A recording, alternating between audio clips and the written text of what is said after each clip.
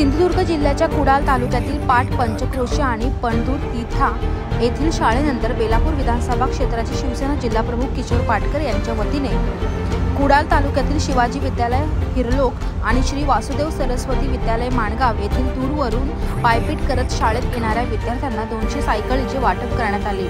यामुळे दूरवरून पायपीट करत येणाऱ्या विद्यार्थ्यांची गैरसोय ही कायमची दूर झालेली आहे।